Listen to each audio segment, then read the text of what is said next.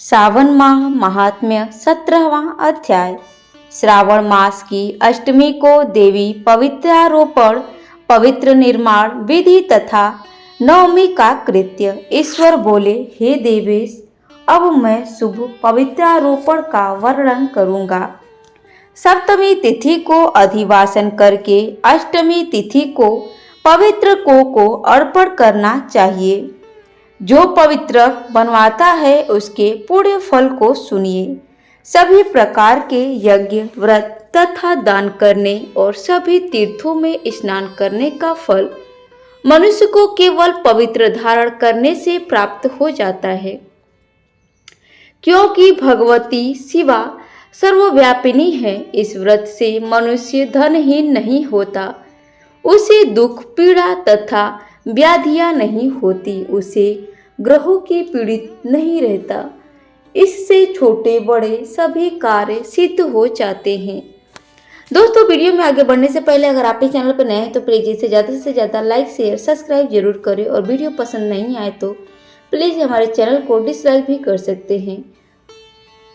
हे वत्स, मनुष्यों तथा राजाओं के विशेष करके स्त्रियों के पुण्य की वृद्धि के लिए इसमें श्रेष्ठ कोई अन्य व्रत नहीं है। हे तात, सौभाग्य प्रदान करने वाले इस व्रत को मैंने आपके प्रति स्नेह के कारण बताया है। हे तात, हे ब्रह्मपुत्र, श्रावण मास के शुक्ल पश्चिमी की सप्तमी तिथि को अधिवासन करके देवी के प्रति उत्तम भक्ति से प्रसन्न वह मनुष्य सभी सामग्रियों से युक्त होकर सभी पूजा द्रव्यों, गंध, पुष्प, फल आदि अनेक प्रकार के नैवेद्य तथा वस्त्र धारण आदि संपादित करके इनकी शुद्धि करे।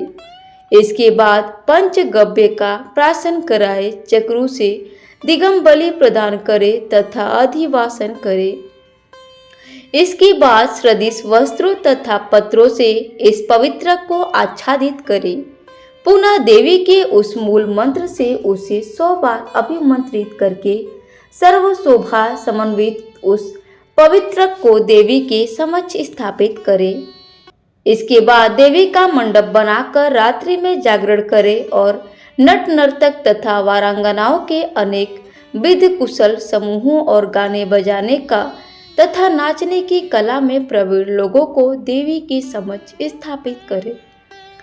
उसके बाद प्रातःकाल विधिवत स्नान करके पुनः बलि प्रदान करे। इसके बाद विधिवत देवी की पूजा करके स्त्रियों तथा द्विजों को भोजन कराएं। पहले देवी को पवित्र अर्पण करे और अंत में प्रदक्षिणा प्रदान करे। हे वत्स, अपनी सामर्थ्य के अनुसार कार्य सिद्धि करने वाले उस नियम को धारण करे। राजा को प्रयत्न पूर्वक स्त्री के प्रति आसक्ति, जुआ, आखेट तथा मांस आदि का परित्याग कर देना चाहिए। ब्राह्मणों तथा आचार्यों को स्वाध्याय का और वैश्यों को खेती का कार्य तथा व्यवसाय नहीं करना चाहिए। 7, 5, 3, 1 अथवा आधा दिन ही त्याग पूर्वक रहना चाहिए और देवी के कार्यों में निरंतर अपने मन में आसक्ति बनाए रखनी चाहिए। हे मुनि सत्तम, जो बुद्धिमानी व्यक्ति विधान पूर्वक पवित्रारोपण नहीं करता उसकी वर्ष भर की पूजा व्यर्थ हो जाती है। अतः मनुष्यों को चाहिए कि देवी परायण तथा भक्ति से संपन्न होकर प्रत्येक वर्ष शुभ पवित्रारोपण अवश्य करे। कर्क तथा सिंह राशि में सूर्य के प्रवेश करने पर शुक्ला पक्ष की अष्टमी तिथि को देवी को पवित्र अर्पित करना चाहिए। हे सनत कुमार, इसके ना करने में दोष होता है और इसे नित्य करना बताया गया है। सनत कुमार बोले, हे देवोदेव, हे महादेव, हे स्वामीन, आपने जिस पवित्र का कथन किया वह कैसे बनाया जाना चाहिए उसकी संपूर्ण विधि बताइए। ईश्वर बोले, हे सनत कुमार, स्वर्ण, ताम्र, चांदी, रेशमी वस्त्र से निकाले गए कुश, काश के अथवा ब्राह्मणी के द्वारा काटे गए कपास के सूत को तिगुना करके फिर उसका त्रिगुना करके पवित्र बनाना चाहिए। उनमें 308 तारों का पवित्रक उत्तम और 270 तारों का पवित्रक माध्यम माना गया है। 180 तारों वाले पवित्रक को कनिष्ठ जानना चाहिए। इसी प्रकार 100 ग्रंथि का पवित्रक उत्तम, 50 ग्रंथि का पवित्रक माध्यम तथा 26 ग्रंथि का सुंदर पवित्रक कनिष्ठ होता है। अथवा 6, 3, 4, 2, 12, 24, 10 अथवा 8 ग्रंथियां वाला पवित्रक बनाना चाहिए। अथवा 108 ग्रंथि का पवित्रक उत्तम, 54 ग्रंथि का माध्यम तथा 27 ग्रंथि का कनिष्ठ होता है। प्रतिमा के घुटने तक का लंबा पवित्रक उत्तम, जंघा तक लंबा पवित्रक माध्यम तथा नाभि पर्यंत पवित्रक उद्धम कहलाया जाता है। पवित्रक की सभी शुभ ग्रंथियों को कुमकुम से रंग देना चाहिए। इसके बाद अपने समक्ष शुभ सर्वतो भ्रदमंडल हे देवी पूजन करके कलश के ऊपर बांस के पात्र में पवित्रकों को रखे। 3 तार वाले पवित्रक में ब्रह्मा, विष्णु तथा शिव का आवाहन करके स्थापित करें। इसके बाद का सुनिए।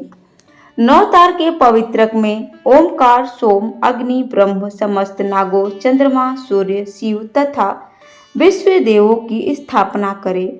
हे सनत कुमार, अब मैं ग्रंथियों में स्थापित किए जाने वाले देवताओं का वर्णन करूंगा। क्रिया, पौरुषी, वीरा, विजया, अपराजिता, मनोन्मी, जाया, भाद्रा, मुक्ति और ईशा ये देवियां हैं। इनके नामों के पूर्व में प्रणव तथा अंत में नमः लगाकर ग्रंथि संख्या के अनुसार क्रमशः आवाहन करके चंदन आदि से इनकी पूजा करनी चाहिए। इसके बाद प्रणव से अभिमंत्रित करके देवी को धूप अर्पण करना चाहिए। हे सनत कुमार, मैंने आपसे देवी के इस शुभ पवित्रारोपण का वर्णन कर दिया। इसी प्रकार अन्य देवताओं का भी पवित्रारोपण प्रतिप्रदा आदि तिथियों में करना चाहिए। मैं उन देवताओं को आपको बताता हूँ। कुबेर, लक्ष्मी, गौरी, गणेश, चंद्रमा, बृहस्पति, सूर्य, चंडिका, अम्बा, वासुकी, ऋषिगण, चक्रपाणी, अनंत, शिवजी, ब्रह्मा और पितर, इन देवताओं की पूजा प्रतिपदा आदि तिथियों में करनी चाहिए। यह मुख्य देवता का पवित्रारोपण है। उनके अंग देवता का पवित्रक 3 सूत्रों का होना चाहिए। ईश्वर बोले, हे विपेंद्र, अब मैं श्रावण मास के दोनों पक्षों की 9वीं तिथियों के करणीय कृत्य को बताऊंगा। इस दिन कुमारी नामक दुर्गा की यथाविधि पूजा करनी चाहिए। दोनों पक्षों की 9वीं के दिन नक्त व्रत करे और उनमें दूध तथा मधु का आहार ग्रहण करे अथवा उपवास करे। उस दिन कुमारी नामक उन पाप नाशिनी दुर्गा चंडिका की चांदी की मूर्ति बनाकर भक्ति पूर्वक सदा उनका अर्चन करे। गंध, चंदन, कनेर के पुष्पों, दशांग, धूप और मोदकों से उनका पूजन करे। उसके बाद कुमारी कन्या, स्त्रियों तथा विप्रों को श्रद्धापूर्वक भोजन कराएं। फिर मौन धारण करके स्वयं बेलपत्र का आहार ग्रहण करे। इस प्रकार जो मनुष्य अत्यंत श्रद्धा के साथ दुर्गा जी की पूजा करता है वह उस परम स्थान को जाता है जहाँ देव बृहस्पति विद्यमान है। हे विधि नंदन, यह मैंने आपसे 9वीं तिथि का कृत्य कह दिया। यह मनुष्यों के सभी पापों का नाश करने वाला, सभी संपदाएं प्रदान करने वाला, पुत्र पौत्र आदि उत्पन्न करने वाला और अंत में उन्हें उत्तम गति प्रदान करने वाला है। इस प्रकार श्री स्कंद पुराण के अंतर्गत ईश्वर सनत कुमार संवाद में श्रावण माहात्म्य में अष्टमी तिथि को देवी पवित्रारोपण नामक 17वां अध्याय पूर्ण हुआ। दोस्तों, वीडियो में अंत तक बने रहने के लिए आप लोगों का धन्यवाद। आपको हमारी यह वीडियो कैसी लगी एक प्यारा सा कमेंट करके जरूर बताएं। Thanks for watching my video. धन्यवाद।